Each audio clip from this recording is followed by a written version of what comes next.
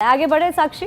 बिल्कुल आयुषी, अगली खबर का रुख करते हैं। ये सिर्फ हिंदुस्तान पाकिस्तान करते हैं, प्रियंका के द्वारा कहा गया। राजस्थान के केकड़ी में प्रियंका की जनसभा रही और उस दौरान जमकर विपक्ष के ऊपर यहां पर निशाना साधते हुए सभी पार्टियां नजर आ रही है। इस बीच प्रियंका गांधी ने निशाना साधा बीजेपी के ऊपर। बीजेपी को वोट दिया तो मध्य प्रदेश की तरह पछताओगे। बीजेपी धर्म के आधार पर मांग रही है वोट और बीजेपी के बड़े नेताओं को साइडलाइन किया गया है। पीएम मोदी की बातों में कोई भी वजन नहीं है। नव भारत टाइम्स के हवाले से देखिए ये खबर हम आपको बता दें कि कांग्रेस भी कहीं पीछे नहीं है, INDIA गठबंधन भी कहीं पीछे नहीं है आरोप लगाने में। जहां भ्रष्टाचार परिवारवाद के आरोप कांग्रेस के ऊपर लगाए जा रहे हैं, वहीं कांग्रेस भी भारतीय जनता पार्टी के ऊपर हिंदुत्व और सनातन के आधार पर वोट मांगने के लिए यहां पर आरोप लगाती हुई नजर आ रही है। तो ये सिर्फ हिंदुस्तान पाकिस्तान करते हैं। राजस्थान के केकड़ी में प्रियंका गांधी की जनसभा रही, तस्वीरें भी हम आपको दिखा रहे हैं कि क्या कुछ जनसभा की वो तस्वीरें निकलकर सामने आई। बीजेपी को वोट दिया तो मध्य प्रदेश की तरह पछताओगे, बड़ा आरोप आयुषी यहाँ पर प्रियंका गांधी के द्वारा लगा। और बिल्कुल देखिए हेडलाइन ये मैं आपको दिखा देती हूँ, क्योंकि जनसत्ता के अंदर एक पेज ऐसा है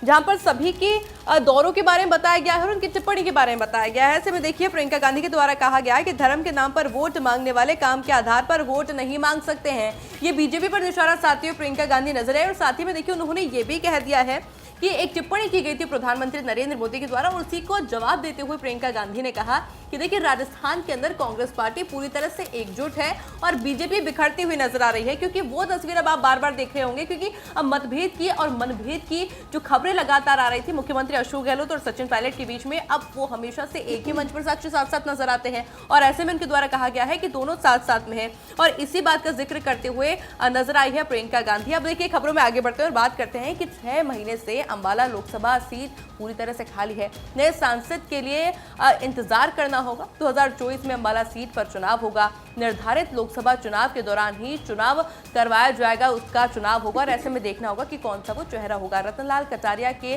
निधन के बाद से ये सीट पूरी तरह से खाली है। दैनिक जागरण के हवाले से खबर और ऐसे में निगाहें इस बात पर अब टिकी हुई है कि जब चुनाव होगा 2024 के अंदर तो ये सीट खाली है, इस पर कौन सा जो नया चेहरा होता है महिमा जो कि सामने आता है।